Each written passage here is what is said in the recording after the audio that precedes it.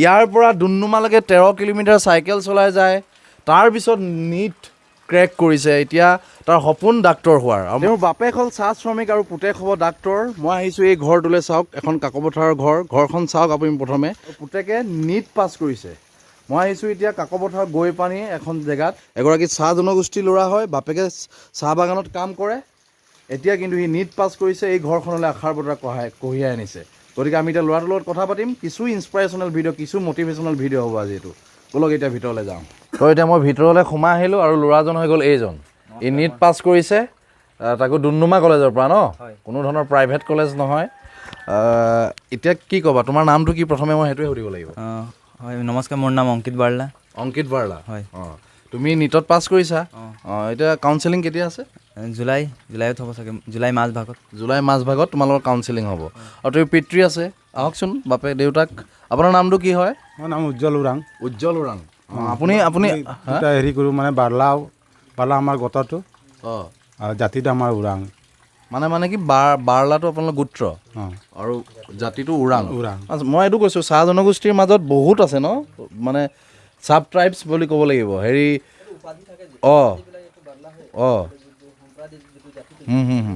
ওৰাং হয় মানে ওৰাং তেলি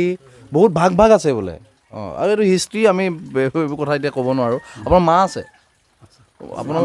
তোমাৰ মা আছে মাতি দিয়া মাক মাতি দিয়া মা আচ্ছা তুমি মেট্ৰিক ক'ৰ পৰা পাছ কৰিছিলা মই লিটিল ষ্টাৰ একাডেমি গৈ পানীৰ পৰা মেট্ৰিকত কি পাৰ্চেণ্টেজ আছিলে মোৰ 83 আছিলে 83 লেটাৰ কিহত লেটাৰ 5টাত আছিলে English maths science social science computer science বঢ়িয়া আৰু তুমি হাই ছেকেণ্ডেৰী ক'ৰ পৰা পাছ কৰিছা হায়াৰ ছেকেণ্ডেৰী মই ডুমডুমা কলেজৰ পৰা পাছ কৰিছিলোঁ ডুমডুমা কলেজ বঢ়িয়া মই ডুমডুমা কলেজৰ ষ্টুডেণ্ট আছিলোঁ BSc তাৰ পৰা কৈছোঁ মই আৰু ডুমডুমা কলেজত কি হায়াৰ ছেকেণ্ডেৰী কি পাৰ্চেণ্টেজ তোমাৰ মই 73 আছিলে কিন্তু ফিজিক্স লেটাৰ আছিলে আৰু বায়'লজিত লেটাৰ আছিলে অঁ তুমি যে নীট দিম বুলি তোমাৰ প্ৰথম সপোনটো তুমি কেতিয়া দেখিছিলা মই ক্লাছ 10ৰ পাছতে ভাবি লৈছিলোঁ যে নীট দিম বুলি কিন্তু ইমান গাইডেঞ্চ পোৱা নাছিলোঁ পিছত ইমান MBBS ষ্টুডেণ্ট মানে লগে পোৱা নাছিলোঁ সেইকাৰণে গাইড পোৱা নাছিলোঁ পিছত কলেজত গৈ কিনি লগৰহঁতক কথা পাতি নীট কি JEE কি এইবোৰ গম পালোঁ পিছত তাৰ পৰাই মানে 11ত লাহেকৈ প্ৰিপেৰেশ্যন চলাইছিলোঁ কিন্তু ইমান ভালকৈ চলোৱা নাছিলোঁ পিছত 12ত অলপ কষ্ট কৰিছিলোঁ পিছত ফিজিক্স আৰু বায়'লজিত ভাল নম্বৰ পাই পিছত হায়াৰ ছেকেণ্ডেৰী পাছ কৰিলোঁ 2022 বৰ্ষত পিছত 1 year মই কোচিং লৈছিলোঁ army IOCL centre Borguri Tinsukia মানে সেইটো কিহত বুলি ক'লা আৰ্মি IOCL চেণ্টাৰ তিনিচুকীয়া সেইটো মানে আপোনাৰ এইটো ইণ্ডিয়ান আৰ্মি আৰু আছাম অইল ইণ্ডিয়ান অইলে কণ্ডাক্ট কৰে পিছত তাত ইণ্টাৰভিউ দি কিনি আৰু চিলেকশ্যন টেষ্ট হৈ কিনি তাত পায় সেইকাৰণে মানে ইকনমিকেলি উইকাৰ ছেকশ্যনৰ মানুহকেইটা মানে তাৰ কাৰণে ভাল হয় এইটো আৰ্মি IOCL চেণ্টাৰ পিছত আমাৰ প্ৰজেক্ট অফিচাৰ আছিলে ভাস্কৰ পায়েং একাডেমিক অফিচাৰ আমন্দা হলিদা আছিল সিহঁতি বহুত কষ্ট কৰিছিলে আমাৰ কাৰণে তোমালোক সহায় কৰিছে বহুত মই মাক দেউতাকৰ লগত কথা পাতিম অলপ এইফালে যাম মই অলপ এইফালে যাওঁ এই জেগাটো অকণমান ঠেক হৈছে মানে অলপ এইফালে আহিছোঁ আপোনাৰ ওচৰত আহিছোঁ আপোনাৰ নামটো কি বাইদেউ বুলান্তি বাৰ্লা বঢ়িয়া আপোনাৰ ল'ৰাই এইটো নীট পাছ কৰিছে গম পায়নে নীট কি হয় আপুনি গম পায়নে কি হয় আপুনি কি হয় জানে আপোনাৰ ল'ৰাই এতিয়া ডাক্তৰ পঢ়িবৰ কাৰণে চান্স পাইছে তো এদিন ডাক্তৰ হ'বগৈ মানে আপুনি জানেনে গম পায় ল'ৰাই কৈছে চাগে ল'ৰাই কৈছে মানে আমিতো ইমান গম নাপাওঁ তো ল'ৰাই কৈছিলে যে মই নীট পাছ কৰি ডক্তৰ পঢ়িম বঢ়িয়া আপুনি যে বাগানত যায় ৰাতিপুৱা কেইটা বজাত যায় কাম কৰিব মই 7:30 বজাত যাম 7:30 বজাত যায় তুমি ডুমডুমা কলেজলৈ ইয়াৰ পৰা অহা যোৱা কৰিছিলা 13 কিলোমিটাৰ চাইকেল মাৰিয়ে গৈছিলোঁ 13 কিলোমিটাৰ চাইকেল মাৰি ইয়াৰ পৰা যোৱা ভাবক এই কাৰণে মই ভাবোঁ এই ল'ৰাবোৰ মটিভেশ্যন হয় মানুহৰ কাৰণে ইয়াৰ পৰা ডুমডুমালৈকে 13 কিলোমিটাৰ চাইকেল চলাই যায় তাৰপিছত নীট ক্ৰেক কৰিছে এতিয়া তাৰ সপোন ডাক্তৰ হোৱাৰ আৰু মাক বাপেক দেউতাক চাহ শ্ৰমিক চাহ বাগানত কাম কৰে বেছিতো টকা নাপায় দৰমহা নাপায় কেইটকা পায় আপুনি আমাৰ এতিয়া 230 দিয়ে 230 দিন হাজিৰা 230 টকা কেইজন পৰিয়াল আছে আপোনাৰ পৰিয়ালত আমাৰতো পৰিয়ালটো 4টা চলিবৰ কাৰণে দিগদাৰ হৈ যায় হয় আপুনি কি কৰে মাক ঘৰতে থাকে নে বাগান যায় বাগান যায় আপোনালোকে দুইজনে মিলাই মেলি ঘৰ চলাইছিলে আৰু আপোনাৰ ঘৰত আৰু এটাই ল'ৰা নে আৰু কোনোবা আছে আৰু ভাইটি আছে ইয়াৰ ভাইটি আছে আৰু এটা ল'ৰা আছে অঁ এই কিহত পঢ়ে ভাইটি তোমাৰ এই ক্লাছ 9ত পঢ়ে ৰঙাজান হাইস্কুল ৰঙাজান হাইস্কুল হয় ডাক্তৰ হ'বলৈ আশীৰ্বাদ দিয়ক বাপেক হিচাপে আপুনি আশীৰ্বাদ দিয়ক ন ভালে হ'ব অঁ আমাৰো ভাল লাগিব কাকপথাৰ ল'ৰা হিচাপে ইয়াৰ যথেষ্ট স্থানীয় যুৱক আছে কি ক'বা ইমান ধুনীয়াকৈ তোমালোকৰ নিজৰ ঠাই নিজৰ জনগোষ্ঠী অসমীয়া এটা ল'ৰা পাছ কৰিছে কি ক'বা তুমি আমিতো সদায় তেখেতক সহায় সহযোগ আগৰ পৰাই কৰি আহিছোঁ হয়তো তেখেতে যেতিয়া মেট্ৰিক পাছ কৰিলে হায়াৰ ছেকেণ্ডেৰী মেট্ৰিক পাছ যেতিয়া কৰিলে স্কুলৰ পৰা খুবেই মানে কাকপথাৰ অঞ্চলত এটা চবতকৈ সৰ্বোচ্চ নম্বৰ লাভ কৰা তেখেতে এজন মানে ছাত্ৰ আছিলে আৰু বহুত কষ্ট কৰে তেখেতে আমি ছাৰ বাইদেউ কয় যে বহুত কষ্ট কৰে পঢ়াত হয়তো নিজৰ ঘৰুৱা পৰিস্থিতি ইমান ভালো নহয় আৰ্থিকৰ একেবাৰে দুৰ্বলতা হ'লেও কিন্তু তেখেতে যিটো কষ্ট কৰে আমি ভাবিছোঁ ই এদিন মানে আগত গৈ ভৱিষ্যতৰ দিনত মানে এদিন ভাল এজন মানুহ মানে নিজকে গঢ়াৰ এটা চেষ্টা কৰি আছে এইটো হ'বই মানে একদম চিয়'ৰ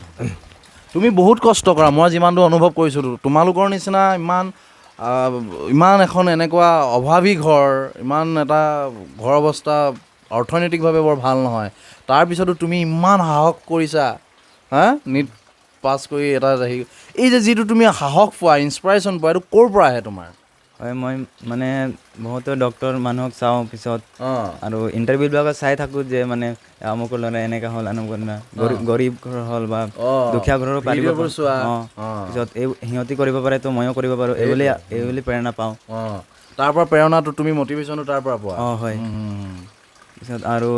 আমাৰ মানুহ বহুতে APSC ক্ৰেকো কৰিছে এইবোৰো চাই মানে ভাল লাগে যে সিহঁতি পাৰিছে তো ময়ো পাৰিম বুলি এইটোৱে তুমি ক'ত চান্স চিটটো ক'ত পোৱাৰ তোমাৰ হেৰি আছে আশা এটা মোৰ MCH নহ'লে যোৰহাট তাত পোৱাৰ আশা আছে তুমি এতিয়া কিবা ভাবিছা নেকি যে কিবা স্পেচিয়েলাইজেশ্যন ল'ম মেডিকেলত 5 বছৰ পঢ়াৰ পিছত এতিয়া ভাবিছা কিবা আছে নেকি এনেকুৱা ভবা নাই কিন্তু আগৰ পৰাই অলপ মানে মন আছিল যে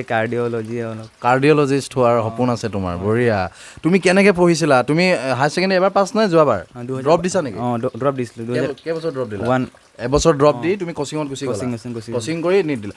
কেনেকৈ পঢ়িছিলা কি কিতাপ পঢ়িছিলা কি ধৰণৰ অধ্যয়ন কৰিছিলা তুমি হয় নিটৰ চিলেবাছতো ফিজিক্স কেমেষ্ট্ৰি বায়'লজিয়ে থাকে সেইকাৰণে ফিজিক্স কেমেষ্ট্ৰি বায়'লজি পঢ়িছিলোঁ বায়'লজিৰ কাৰণেতো গোটেই NCERT পঢ়িব লাগে কনচেপ্ট আৰু লাইন টু লাইন মনত ৰখাটোৱে মেইন পিছত বায়'লজিত বহুতখিনি এক্সাম্পল বাঢ়ি যায় এইবোৰ ভালকৈ ৰিভাইজ দি থাকিব লাগে পিছত ফিজিক্সৰ কাৰণে লেকচাৰ চাব লাগে বা আন কোনোবা ৰেফাৰেঞ্চ আৰু NCERT দুটাই ফ'ল' কৰিব লাগে আৰু কেমেষ্ট্ৰি ইনঅৰ্গেনিক কাৰণে ফুল NCERT বেছ আৰু অৰ্গেনিকাৰে NCERT অলপ কুৱেশ্যন প্ৰেক্টিছ কৰিব লাগে আৰু ফিজিকেল কাৰণে নিউমেৰিকেল হয় সেইকাৰণে কুৱেশ্যন প্ৰেক্টিছ কৰিবই লাগে বুলি পিছত আমাৰ কোচিঙত বহুত বেছিভাগ মক টেষ্টবোৰ হৈ আছিলে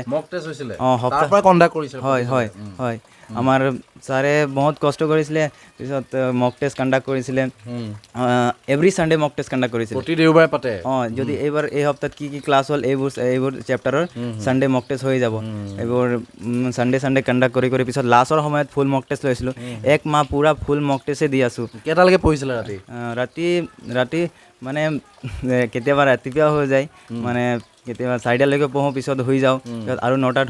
উঠি কিনে আকৌ উঠা মানে ৰাতিপুৱা শুই উঠা পঢ়াটো মোৰ অভ্যাসেই নহয় 3টা কামেই কৰিছিলা আৰু পঢ়িছিলা খাইছিলা আৰু লেট্ৰিন কৰিছিলা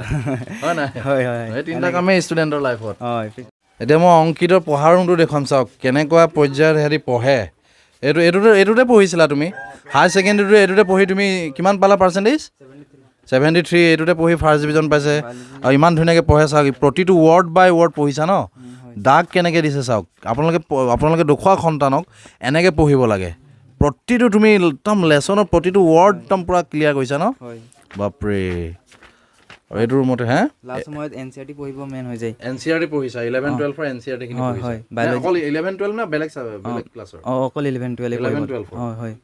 আৰু এইটো ৰুমতে এটা সপোন যি উঠিছে আৰু তাৰ এইটো তুমি গোসাঁই ঠাইখন ন ইয়াত তুমি ভগৱানক প্ৰাৰ্থনা কৰা বঢ়িয়া আৰু ইয়াৰ পৰাই এদিন ডাক্তৰ হ'বগৈ আৰু এনেকুৱাই ডাক্তৰ সফল মানুহবিলাকৰ কিন্তু মেইন গুৰিটো এনেকুৱাই থাকে তোমাৰ দৰেই থাকে তো ভাল লাগিলে মোৰ আজি ইয়াত আহি পিনে অতি এটা মানে মই নিজেই ইনস্পায়াৰ হৈ গৈছোঁ তোমাক দেখি পিছত আমাৰ মানে অকল ল'ৰা আছিলোঁ আমাৰ হোষ্টেলত সেইকাৰণে একো প্ৰব্লেম ডিষ্ট্ৰেকশ্যন নামৰ এনেকুৱা নাছিলে যে সেইকাৰণে অকল পঢ়িয়েই আছিলোঁ পিছত কেতিয়াবা মানে এনেকুৱা হৈ যায় যে ল'ৰাবোৰে